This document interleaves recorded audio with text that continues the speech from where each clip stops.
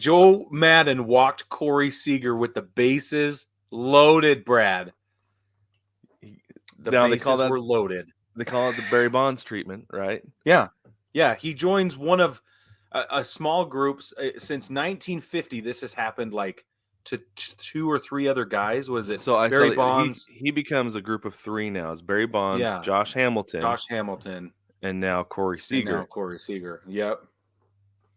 And it happened to Barry Bonds a couple of times, right? A handful of times. Mm-hmm. It happened to Josh Hamilton, once? Yeah, and Joe Maddon did it when he was with the Rays. And that was with Joe Maddon. Yeah. Yeah. Exactly. So I don't know. This is the thing that's funny is that sometimes Joe Maddon outsmarts himself.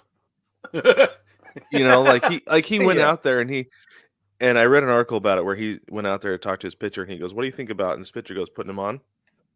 And I don't know that his pitcher was serious when he said it. Yeah. And he was like, "Yeah." Like, okay. Sure, buddy. And they ended up clearing the bases eventually anyway. Yeah. Like there was a balk and Madden's like, "Well, they earned one of them. We brought that one in. There was a balk. So I'm okay with that." It's like, but you still got to pitch to the dude. And you've got an all-star center fielder who's going to make a play on that ball. You have an all-star third baseman who's going to make a play on that ball. And you have a potential all-star first baseman who's going to make a play on that ball. Trust your defense. That's where my issue comes in. That's my big thing. Is you got to trust your defense. And Mike Trout was as confused, I think, the rest of us. There is a video going around of him just kind of like, what's going on? Why are you doing that? Yeah. And I wonder how much of Joe Maddon's analytics and smartness does Mike Trout really enjoy?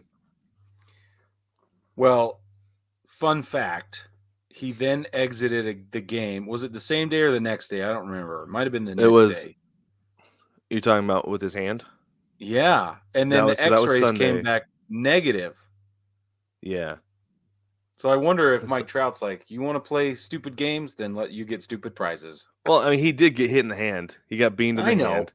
So you're going to take X-rays on that, because of course, if anybody who's ever taken a picture of the hand or wrist knows that it hurts like a beast. I can tell you firsthand. That's true. No pun intended. That it does. So I don't blame Trout for coming out for that and then needing X-rays because you got to make sure there's not a broken bone in there. But at the same time, he's day to day.